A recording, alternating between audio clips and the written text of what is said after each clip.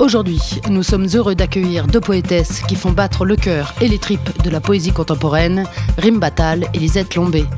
Leur écriture est un chant poétique, souvent un cri sensible qui perce la nuit des fantasmes et des non-dits, où les textes se conjuguent au féminin, plus que parfait, faut dire, tant le réalisme des sensations, des situations, tranche avec la pudeur et les réserves d'autrefois. Elles ont décidé de conquérir le monde, ses forces et ses faiblesses, en envoyant valser les rapports de force, pour que les rimes et la langue délient les secrets de vie cachés, pour nous offrir des poèmes sulfureux, sorte de nectar poétique qui saoule l'âme et la conscience d'un liquide de français espiègle à la beauté lexicale, inattendue et radicale. Pour parler poésie, c'est maintenant.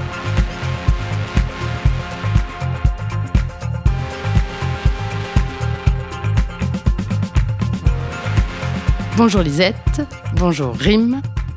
Le corps semble être la matière première de votre écriture ou de votre inspiration.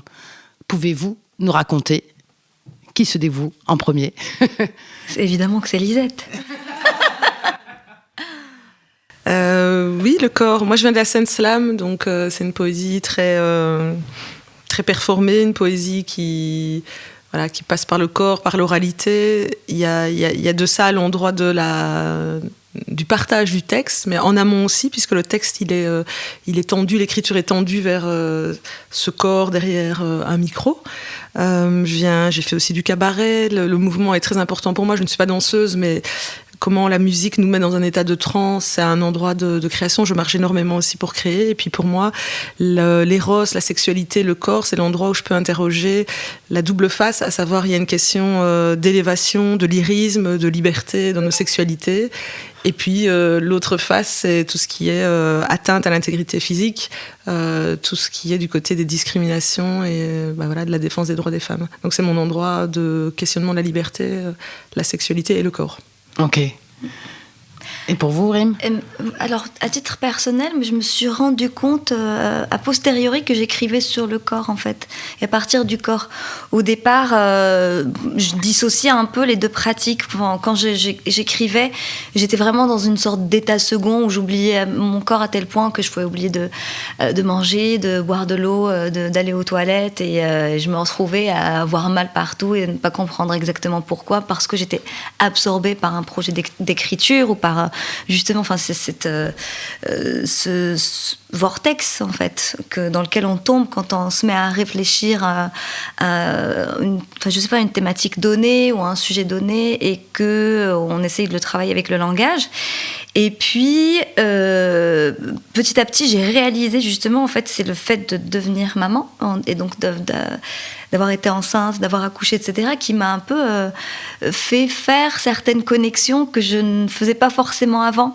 Et c'est assez étrange aussi de se rendre compte de choses tout à fait évidentes et banales, presque, à travers une expérience aussi forte qu'est la maternité. Et c'est là que j'ai compris énormément de choses sur mon écriture et où j'ai compris aussi l'omniprésence du corps dedans. Et comme Lisette, en effet, il y a ce balancier entre le corps maternel, donc j'ai envie de dire entre guillemets le corps sacré. Positif, pas forcément sacré en fait, j'aime pas la notion de sacré, mais en tout cas ce corps positif, genre qui va vers la vie, qui donne quelque chose, qui porte quelque chose, qui, entre guillemets aussi, le mot est pas très beau, mais qui produit quelque chose. Et donc le corps sexuel, et puis le corps qui est soumis à des pressions, à des injonctions contradictoires, au harcèlement de rue, au risque d'être violé quand on a un corps de femme, risque accru par rapport à d'autres personnes, d'autres genres.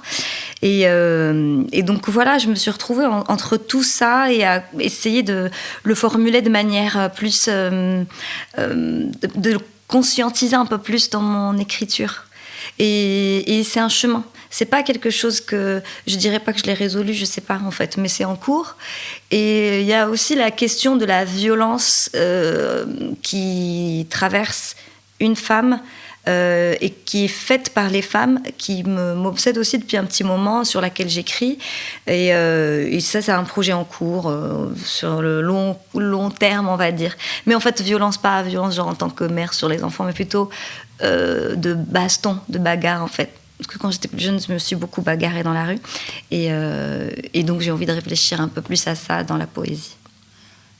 Justement, je voulais aussi vous interroger à propos du corps, mais plus précisément aussi à propos du sexe, puisqu'il est, frontal dans le sens où vous abordez le sexe vraiment en toute liberté.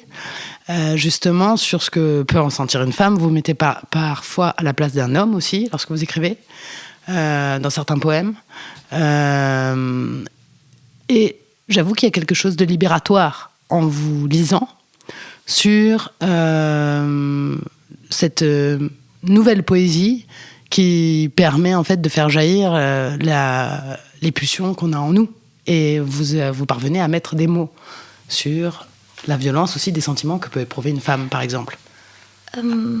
Alors pour commencer, moi j'ai une petite réserve sur le terme nouvelle poésie. Moi je le revendiquerai pas, j'arrive pas à m'identifier comme nouvelle poétesse ou renouveau de la poésie. Je sais pas ce que tu en penses, Lisette, mais pour moi c'est juste la continuité de l'histoire de l'écriture, et il se trouve qu'on existe aujourd'hui et qu'on écrit aujourd'hui avec les matériaux d'aujourd'hui et les thématiques qui traversent notre temps, quoi. Mais je sais pas si elle est si nouvelle, cette poésie, et si les thématiques sont si neuves que ça au final, en fait. Après, c'est toujours juste des regards subjectifs et peut-être des nouvelles subjectivités et qui produisent quelque chose de peut-être je sais même pas si c'est inédit finalement, quoi. Et voilà, enfin là je digresse, je sais plus où je voulais en venir. Oui, je sais, de nouvelle poésie. Moi, je peux peut-être dire sur nouvelle poésie, oui, on s'inscrit dans des grands continuums et très humble quand on a de toute façon une culture classique, à l'ombre des morts et des nombreuses personnes qui nous précèdent. Mais peut-être ce que je sens, moi, en tout cas dans le mouvement contemporain, c'est une grande sororité artistique. Il y a quand même des collectifs de poétesses, il y a quand même, nous en Belgique, énormément de micros ouverts de slam qui sont créés, des endroits, des lieux de slam, des espaces de parole portés par des femmes, des personnes non binaires, c'est assez neuf. Il y a des anthologies, il y a du matrimoine qui est en train d'être soulevé d'en dessous de la poussière. Donc je sens quand même quelque chose. Donc c'est peut-être moins au niveau des thématiques, mais peut-être une hybridité aussi, une poésie où la musique, le corps, le mélange avec d'autres arts, la danse, le théâtre revient en force et pour le moment a un peu pignon sur rue. Il y a aussi, je parle de nouveau pour la Belgique, mais j'ai l'impression qu'en France aussi, une volonté de vivre de son art, qui est, et ça pour moi c'est assez neuf, en tout cas porté par des voix de femmes, de dire qu'à un moment donné on va dépasser la reconnaissance symbolique, on va dépasser l'entre-soi, on va dépasser la confidentialité et de l'art, et vraiment voilà, utiliser les réseaux sociaux, communiquer sur notre pratique et inscrire la poésie parmi les autres arts, parmi les autres artistes qui vivent de leur art. Moi, je sens que c'est dans la pratique, dans l'incarnation, qu'il y a quand même quelque chose qui bouge, et en particulier voilà, depuis les libérations des paroles, depuis MeToo. Oui, parce que ce que je voulais dire, c'est que, par exemple, dans les années 2000, donc à l'époque, on a à peu près le même âge, toutes les trois, moi, j'avais pas accès à ce genre d'ouvrage. Et je pense que vos textes et vos recueils apparaissent comme, peut-être pas de nouveaux horizons, mais des horizons à penser différemment. Et où on peut s'autoriser à être libre, justement, de ressentir et aussi d'écrire. C'est ça que je voulais dire. Alors, je voudrais juste ajouter aussi à ce qu'a dit Elisette, il y a le côté aussi transmission, en fait. On fait énormément d'ateliers d'écriture. Enfin, beaucoup de poètes et de poétesses donnent des ateliers d'écriture, que ce soit dans les milieux scolaires ou dans les médiathèques, au bénéfice de publics très, très différents, très divers. Et je pense que ça contribue aussi, justement, à cette démocratisation, cette diffusion plus large de la poésie, où les personnes, donc, le lectorat est pratique aussi en même temps. Et je pense que écrire de la poésie permet de mieux encore de la comprendre, de se l'approprier encore mieux, etc. Et c'est ce qui fait qu'elle infuse de plus en plus et qu'elle évolue de manière peut-être beaucoup plus profonde et qu'elle s'enracine de plus en plus comme une pratique qui est accessible, quoi, qui est envisageable. Après, sur les thématiques, etc., et sur les questions du corps, peut-être que c'est une illusion complète et que je me fais des idées, mais j'ai l'impression que j'aurais écrit sur ces thématiques-là, peu importe le moment où j'aurais pu naître, en fait. Je pense qu'il y a 100 ans, j'aurais écrit de la même manière sur les mêmes thématiques. J'aurais sans doute pas eu de lectorat. Peut-être que mes textes n'auraient pas été publiés. Peut-être que mon père m'aurait renié et mon mari m'aurait répudié. Mais j'aurais écrit de la même manière. Parce que, personnellement, je n'ai jamais compris l'idée de pudeur, en fait. Mais lié au corps et à la sexualité, j'ai jamais compris, en fait, bien que je vienne d'un pays très où la sexualité, l'amour est très codifié, très ritualisé. Je suis marocaine à la base.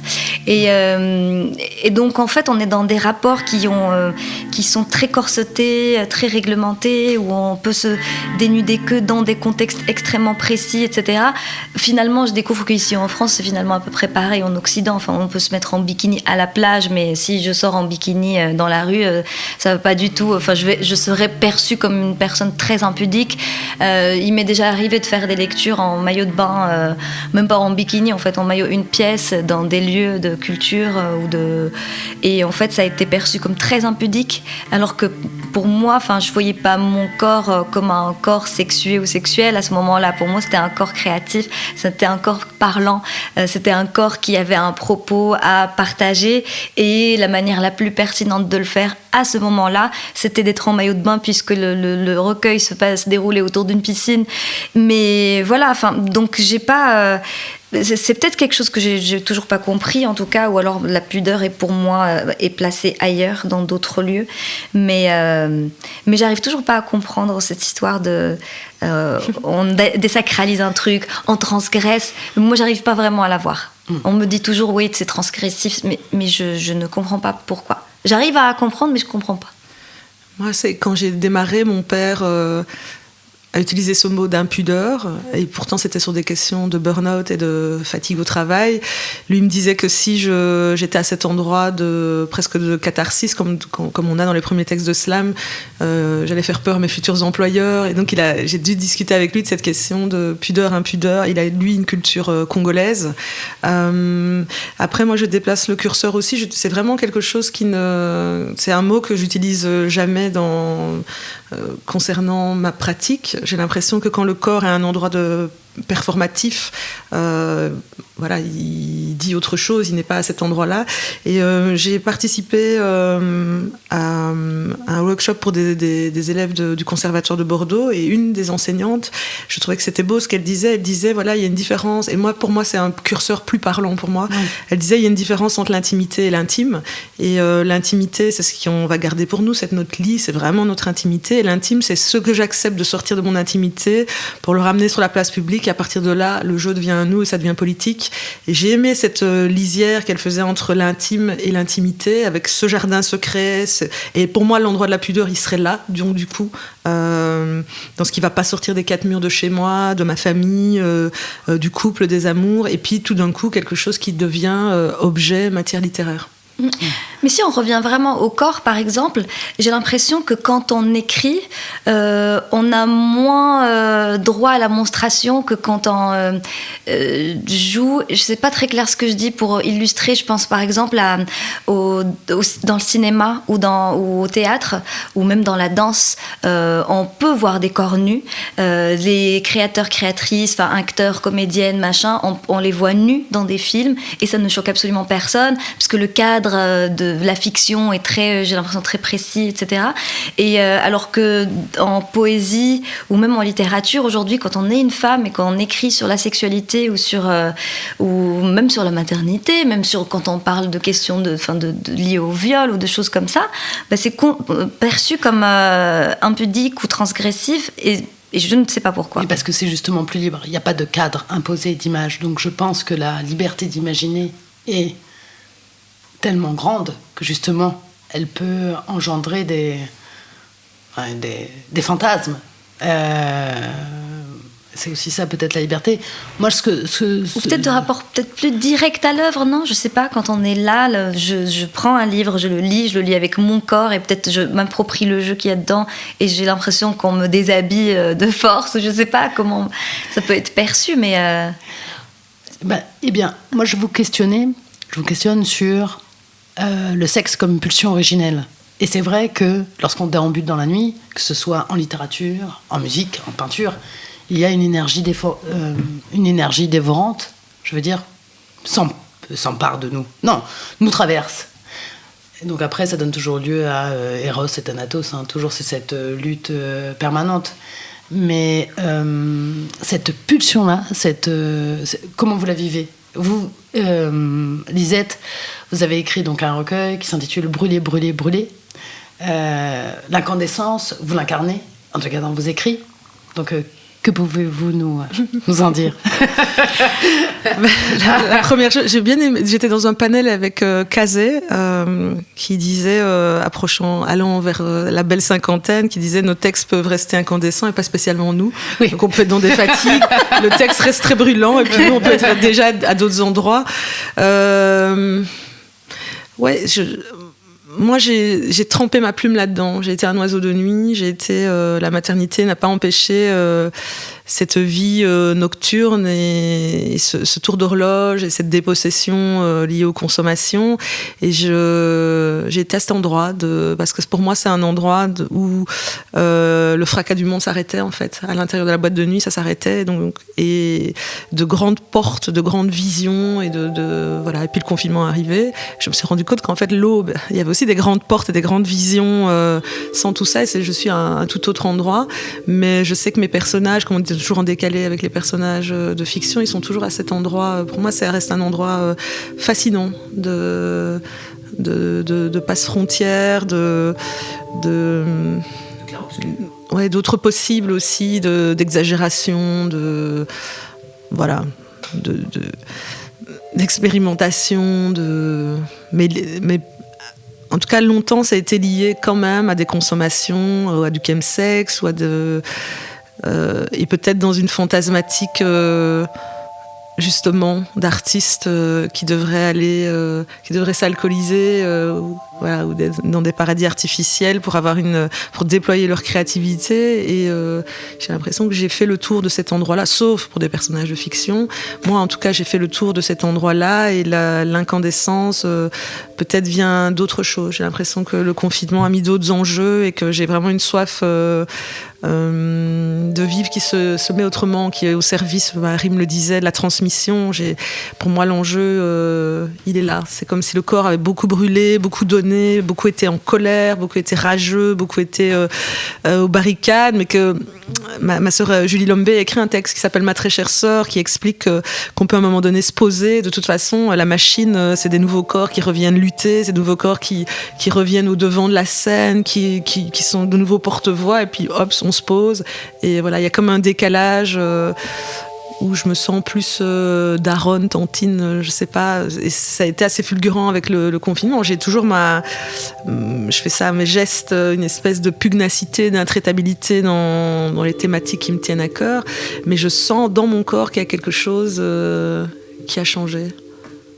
C'est pas fataliste, c'est pas vraiment lié à l'âge, mais de toute façon, ça rejoint ma vision de l'écriture poétique. J'ai énormément écrit, j'ai eu des grands élans d'écriture automatique lors de mes 3 grossesses.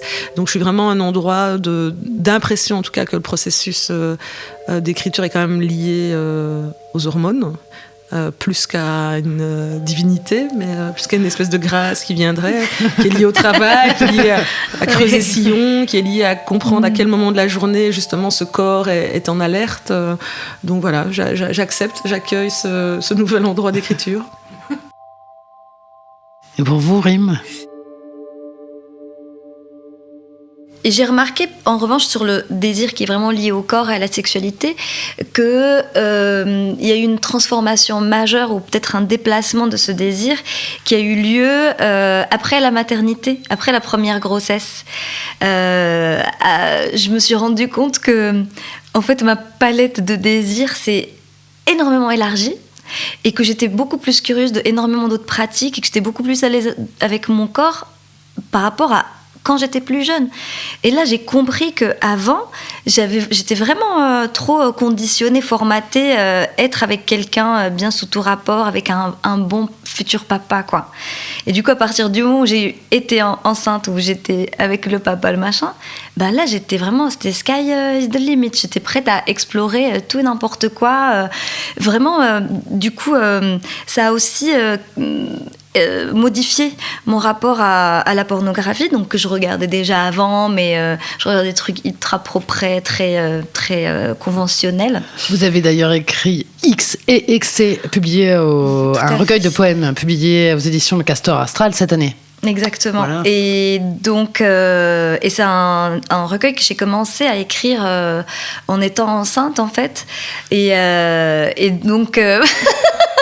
Et donc je regardais en fait des choses un peu inédites pour moi à ce moment-là, en écrivant, en étant en train de, enfin en tout cas pas en train de fabriquer un enfant, l'enfant se fabriquait à l'intérieur de mon corps. En même temps, en parallèle à des désirs tout à fait nouveaux, en même temps que mon corps se transformait totalement, en plus des hormones dont parlait Lisette tout à l'heure. Et tout ça a aussi chamboulé mon rapport à l'écriture, mon rapport à la poésie, ce que je lisais aussi a aussi énormément bougé à ce moment-là. Et voilà, et ça a donné aujourd'hui ce livre que j'ai mis énormément de temps à terminer parce que j'avais conscience que... il y a trop de sites porno. Il y a trop de sites porno. Non, je sais pas si c'est trop de sites porno. Mais en tout cas, j'avais peur qu'on m'attende au tournant, en fait, et que je doive me justifier absolument en permanence. Du coup, j'avais envie que le texte soit absolument béton. Qu'il soit vraiment, vraiment à la virgule près, que tout soit ultra calé, littérairement parlant, pour qu'on ne m'attrape pas avec ça et que je puisse répondre du porno, tu vois. Pas qu'on me dise c'est nul, elle écrit comme avec les pieds et puis elle parle de porno.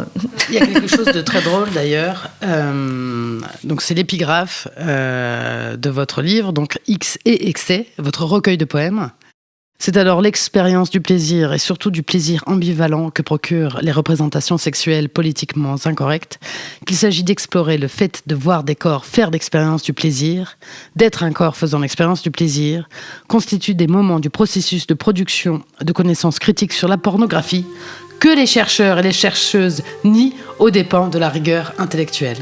Oui, en fait, moi j'avais déjà commencé à écrire les premiers brouillons, en tout cas le premier texte brut de ce qui va devenir Excès plus tard. Et je suis tombée là-dessus, et je suis tombée sur les travaux de Florian Voros. Et ce passage en particulier m'a beaucoup touchée, mais aussi il a un peu déterminé comment j'allais écrire ce livre en fait. C'est que à l'endroit des chercheurs et des chercheuses, on nie justement ce plaisir, on nie le fait d'être excité par ce qu'on voit pour justement... alors que, en fait, tu oblitères, tu zappes toute une partie importante de ce que tu peux en dire, même dans un cadre universitaire. Et je me suis dit, en poésie, moi, je pourrais avoir la liberté de ne pas nier, je pourrais avoir la liberté de totalement exposer et mon désir et mon plaisir et mon corps nu dans ces textes-là. Donc là, je me suis dit, allez, vas-y, ça va peut-être être utile aux prochains futures chercheuses et chercheurs en porn studies.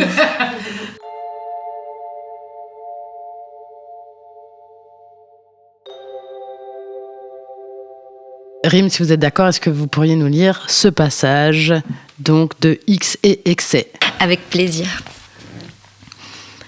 2 semaines que je dors, 2 semaines que je demande à la nuit de m'accorder ses petits soins, son indulgence, ses baumes, sa brume. Mais la nuit me boude et je suis sèche, ainsi que ma nuit, je me noie dans la nuit, mon cœur bat tièdement, J'espère te croiser en rêve, te rencontrer ectoplasme, en allant, les yeux fermés, fouiller dans le frigo à la recherche d'un dieu mutique et rassurant, comme une glace Lovely Ship. Je m'entoure de petits anges, de faux amiers, de grattoirs stimulants pour cuir chevelu, de saphirs, de cornalines et de gros sel, de petits plugs Clara Morgan comme des amulettes, de livres que j'empile au pied du lit. Je te cherche mollement, tes émojis, tes notifs, ma peau descente de lit. Merci, Rim. Il y a plusieurs ouvrages que vous avez écrits, Lisette. Black Words, Tenir, On ne s'excuse de rien, Vénus Poetica, donc, dont vous parliez, Rim, publié aux éditions L'Arbre à Parole, donc en 2020. Brûler, brûler, brûler, aux éditions L'Iconoclaste en 2020 aussi. Et Eunice, publié aux éditions du Seuil en 2023. Rim aussi, vous n'en êtes pas à votre premier recueil. Donc le dernier en date, c'est donc X et XC, publié aux éditions Le Castor Astral. Vous avez écrit également Pomme Girl aux Presses du Réel en 2023.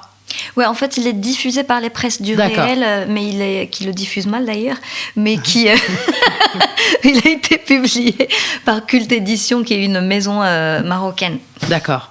Bon, moi, la rectification est faite. Il y a également donc L'eau du bain, toujours aux éditions Les Presses du Réel, avec les éditions Supernova. Transport commun aux éditions Lanskin en 2019. Latex, toujours aux éditions Lanskin en 2017.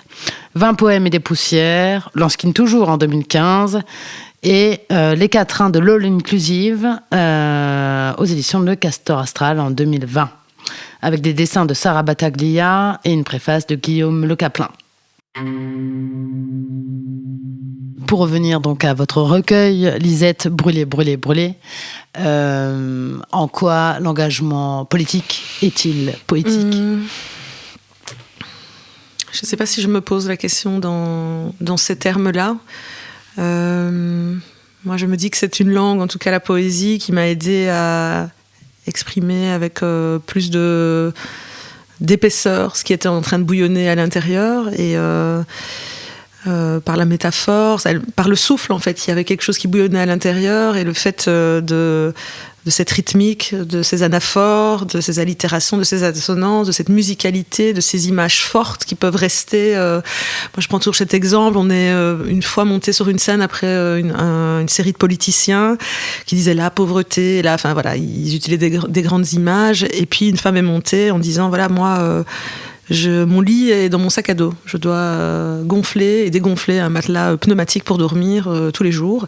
Et en fait, l'image qu'elle a utilisée, je me souviens plus de son visage, de son nom, je me souviens plus des politiciens, mais je me souviens de cette image. Et c'est la force, en fait, pour moi, de cette langue poétique. C'est à travers une métaphore, une image saisissante, un petit endroit dans tout ce qui bouillonne, de rentrer par une petite porte d'entrée. Moi, j'ai un cerveau, mais beaucoup de poètes ont ça aussi, poétesse, c'est-à-dire de ne pas voir l'ensemble, mais d'avoir un petit détail, comme on dit, le beau, dans toute cette laideur, et à partir d'un petit détail, de tirer le fil, et ce qui donnera le poème.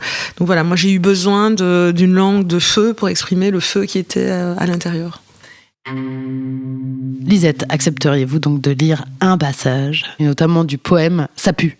Oui, avec plaisir. Ces jours-là, il n'y a pas à dire, ça craint vraiment. Ça a pu la régression à 10 000 km à la ronde. Ça a pu les types qui jouent des coudes et de la crotte.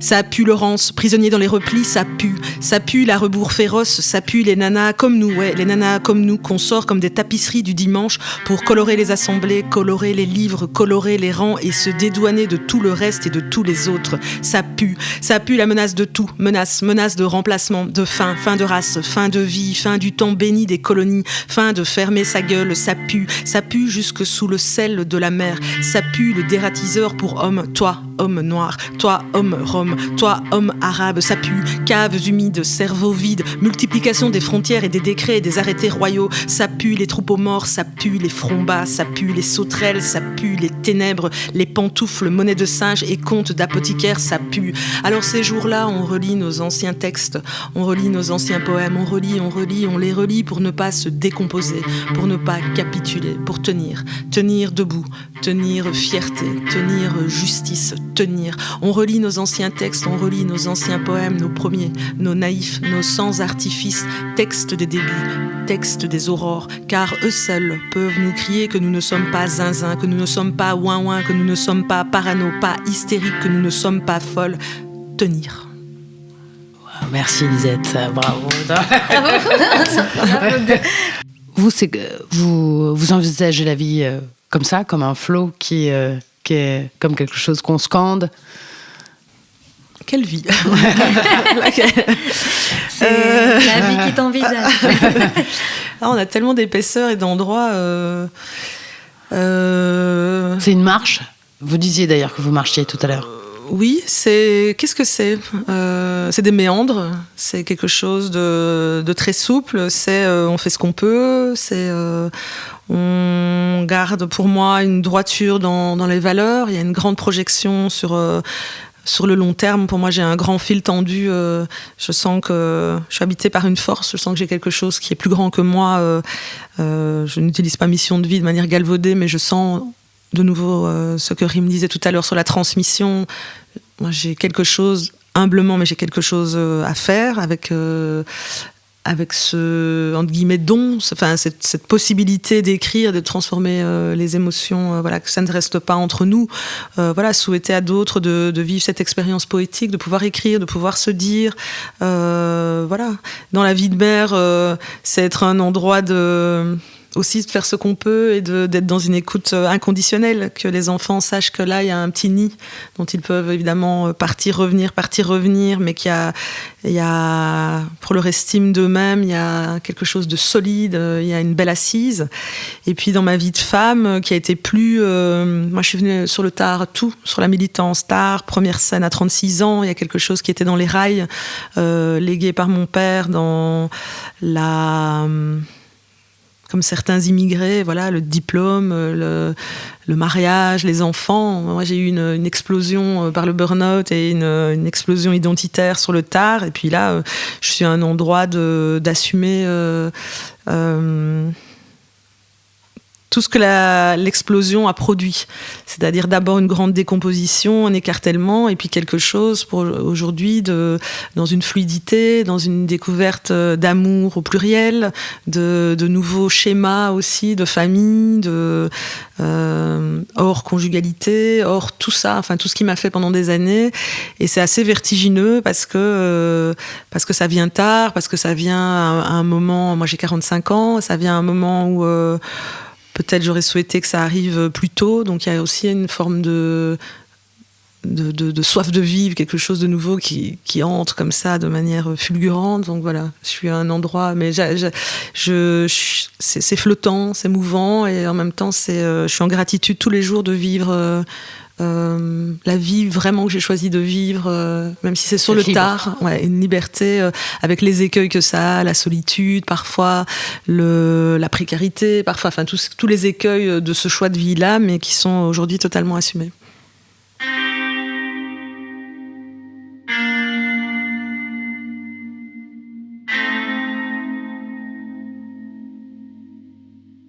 La maternité, vous en parlez toutes les deux, c'est une déflagration. Mais une déflagration qui est finalement, qui s'apparente à un terreau finalement très favorable pour la création, contrairement aussi aux images reçues où, lorsqu'on a un enfant, ça y est, c'est terminé. Exactement. Malheureusement, vraiment, je vis l'opposé total de tout ce qu'on m'a appris, dit, etc. sur le fait de devenir mère, où c'est ce sacrifice total, don de soi pour élever ses enfants, disparaître au profit de ses enfants, et puis en vouloir à ces mêmes enfants parce qu'on leur a tout sacrifié, qu'on n'a pas finalement été nous-mêmes jusqu'au bout.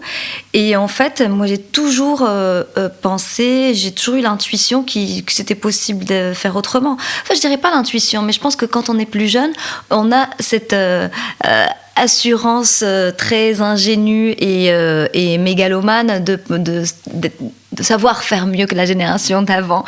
Et souvent, on se mange des murs et on se calme un petit peu.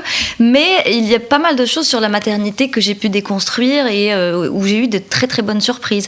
Tout à l'heure, je parlais par exemple de la sexualité. Pour moi, j'avais cette image en devenant mère, tu n'avais plus de sexualité, tu n'avais même plus de désir tellement tu étais comblée parce que tu étais devenue maman et qu'on se réalisait totalement dans ce rôle-là. Et en fait, pas du tout. Au contraire, les appétits sont encore plus aiguisés, on connaît mieux son corps, on le connaît plus profondément, plus intimement, on l'a désacralisé aussi. Et très paradoxalement, en fait, ça devient... c'est un corps qui devient moins attirant pour certaines personnes et plus attirant pour d'autres. Et c'est marrant, mais ça fait une sorte de tri très intéressant parce que ça enlève une partie de personnes qui désirent de manière un peu systématique ou juste pour se mesurer ou pour collectionner ou pour consommer en fait, et on se retrouve face à des personnes qui désire une femme pour autre chose, pour ce qu'elle est, au-delà de personnes qui fétichisent tout simplement les femmes, les mamans, évidemment.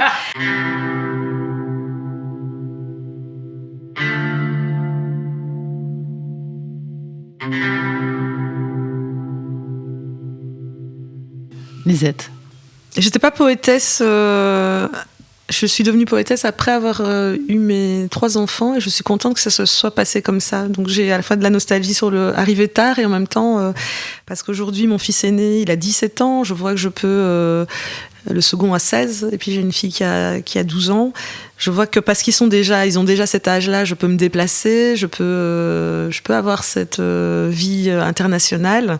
S'ils étaient tout petits, je pense que ça, voilà, je suis entourée, moi, par contre, de femmes artistes qui ont raccroché parce que, et parfois c'est aussi d'être en famille monoparentale, qui se sentent complètement dépassées. C'est vrai que nous, dans notre collectif, on pointe la maternité comme un des plus grands freins au développement de la vie artistique. Comment s'appelle on a un collectif qui s'appelle El Slam. Les 4 porteuses de projets, il y a 10 enfants autour de la table, donc, et aucune ne venait de milieux artistiques, plutôt des milieux militants.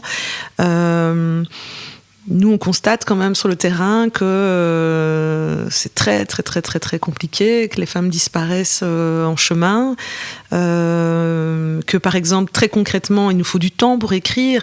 Alors tant mieux si on sait écrire chez soi, mais moi, je vois passer des appels d'offres pour des résidences.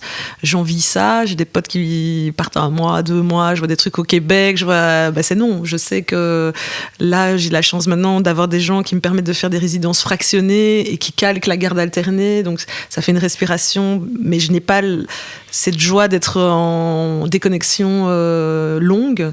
On en a fait notre deuil, vivement la cinquantaine, comme d'autres disent vivement la pension pour pouvoir faire ma première résidence d'1 mois, je ne sais pas. Et puis moi, je suis à un endroit, comme d'autres peut-être aussi, j'ai pas résolu une certaine culpabilité d'avoir beaucoup de temps à l'extérieur, d'avoir beaucoup de temps de soirée, week-end,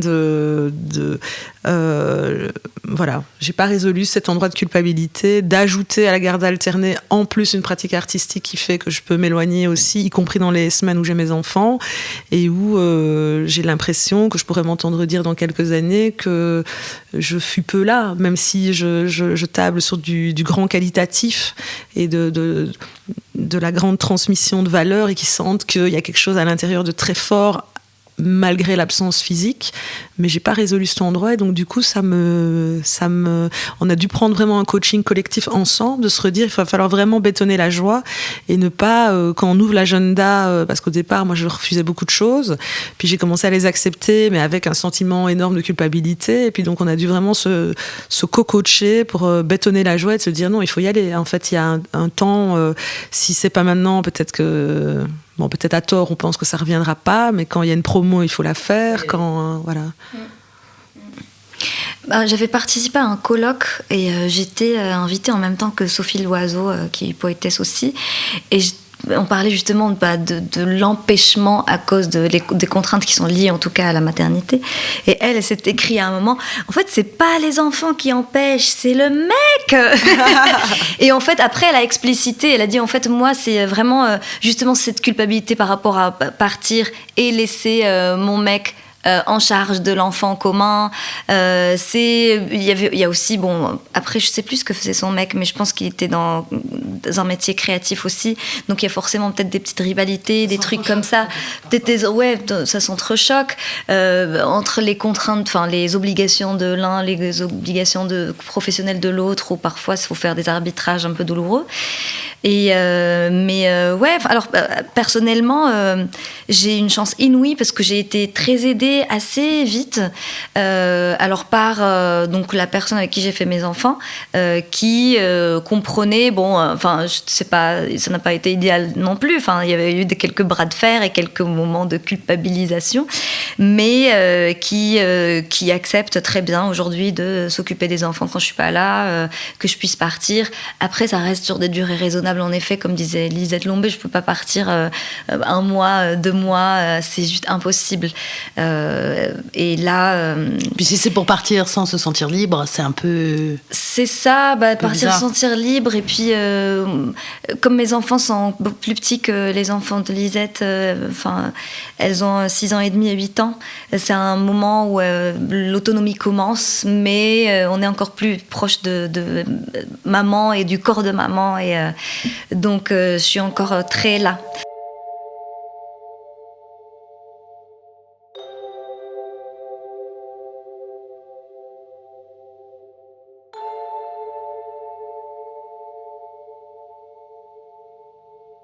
Oui, je pense que c'est bien d'évoquer la maternité, car vous avez une poésie qui est très rock'n'roll, qui est très incisive et qui prouve qu'on peut mener des révolutions littéraires, poétiques.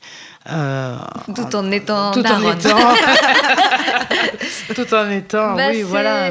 C'est assez marrant. Là, par exemple, la sortie de mon dernier livre, donc XXX, qui parle de pornographie en ligne principalement, et bien... aux éditions du Castor Astral.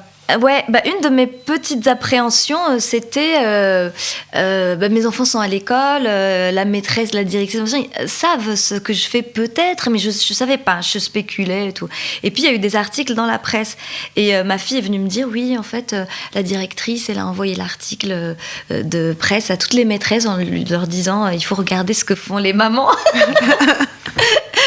Et donc, je ne sais pas si elle a lu le livre ou si elle a juste... C'est la petite consécration d'être dans la presse. Parce que dans l'imaginaire collectif chez le grand public, avoir des articles dans la presse, ça veut dire que tu es arrivé, tu vois. Alors que, voilà.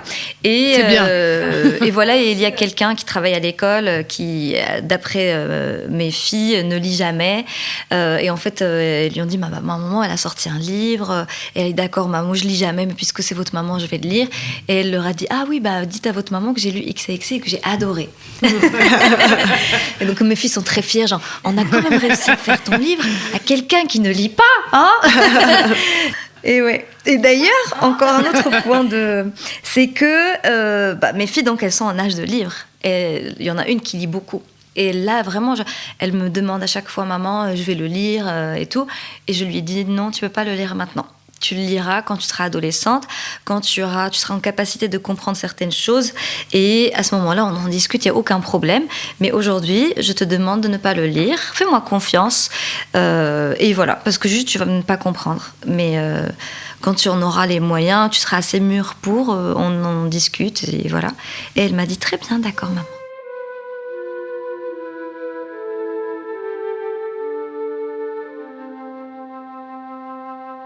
Une dernière question pour vous deux. Le verbe, c'est la révolution ou c'est la résolution ? Alors, encore une fois, moi, le mot révolution, j'en suis assez revenue. J'ai découvert déjà toute la Révolution française quand j'avais 13 ans sur les premiers ordinateurs où il y avait Internet dans mon petit bled derrière le soleil. Et j'étais tout de suite très fascinée par la Révolution française. J'ai commencé à me documenter sur un vieil ordi qui mettait 10 minutes à afficher chaque page, etc.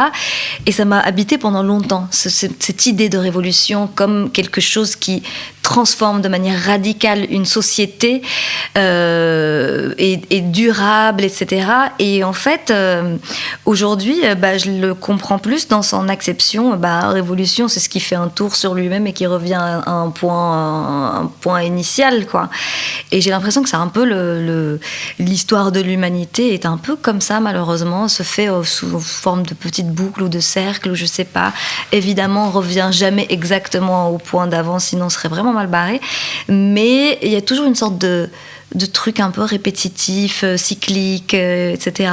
Donc je crois pas en ce truc de révolution comme quelque chose de totalement et de radicalement transformateur, mais je dirais que le verbe se rapproche quand même de quelque chose comme ça plutôt que de résolution. Résolution, c'est-à-dire dans le sens se résoudre à quelque chose, ou il y a un autre mot, j'arrive pas à trouver là. Solution. Pas solution. Et peut-être qu'il se rapprocherait plus de solution, mais pas tout à fait. Disons que la solution serait peut-être un extrême, et le verbe, il va vers quelque chose dans ce cheminement-là, et qui permet de découvrir et de tellement de choses sur ce chemin vers la solution que finalement, on s'en fout de la solution. On va tous mourir de toute façon.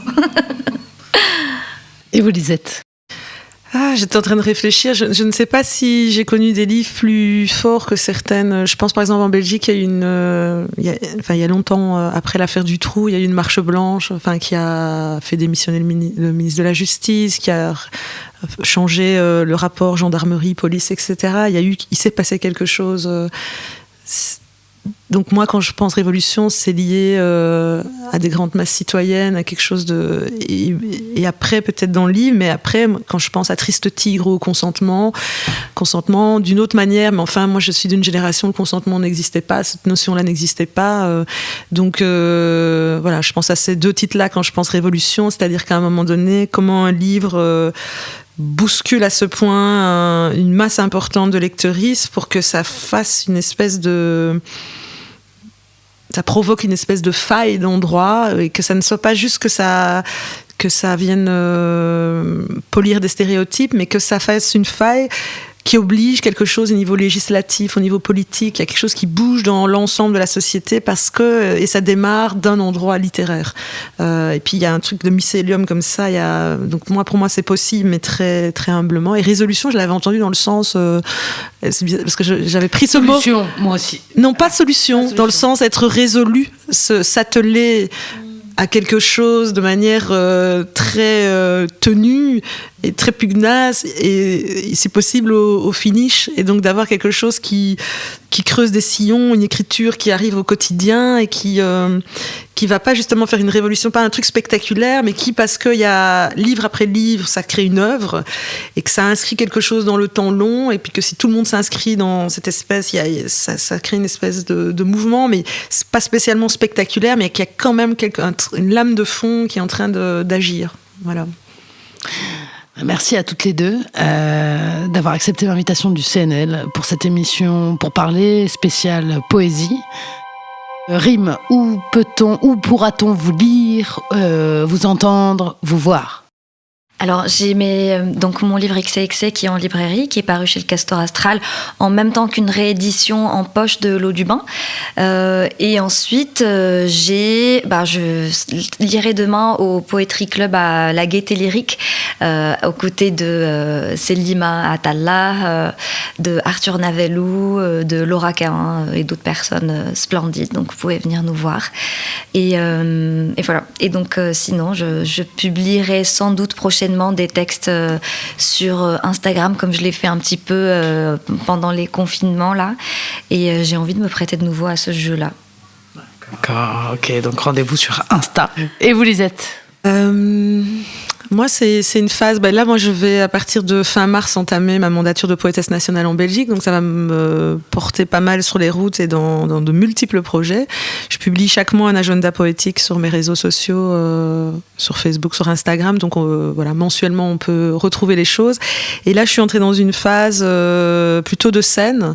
On est à notre tournée avec Chloé Dutrèfle de notre spectacle Brûler danser, qui est un mélange, un conte électronique qui raconte l'histoire de Remontada. Il y a du slam, il y a de la danse, il y a de la trance et de la musique. Et l'adaptation aussi en lecture performée du roman Eunice, qu'on porte aussi. Les dates m'échappent comme ça, mais le 25 mars, on participe au festival Hors Limite, donc on sera là en Seine-Saint-Denis, avec les étudiantes de la Sorbonne. Et voilà, pour le reste, je vous invite à aller voir sur mes réseaux. Sur les réseaux. Merci beaucoup. C'était l'émission Pour parler, réalisée par le compositeur et musicien Laurent Barden. Lisette Lombé a écrit La magie du burn-out, un récit autobiographique émouvant, publié aux éditions Bastogne, Images Publiques en 2017. Black Words aux éditions L'Arbre à Parole en 2018. Tenir aux éditions Maelstrom Évolution, collection Bootleg en 2019. On ne s'excuse de rien, toujours aux éditions Maelstrom Révolution. Et ensuite, Vénus Poetica aux éditions L'Arbre à Parole en 2020, Brûler, brûler, brûler aux éditions L'Iconoclaste, toujours en 2020, et Eunice aux éditions du Seuil en 2023. Rimbatal a écrit X et Excès aux éditions Le Castor Astral, Pomme Girls aux éditions Les Presses du Réel, L'Eau du Bain, toujours aux éditions Les Presses du Réel, mais aussi Transport commun, Latex, 20 poèmes et des poussières aux éditions Lanskin, et Les Quatrains de l'All Inclusive aux éditions Le Castor Astral en 2020.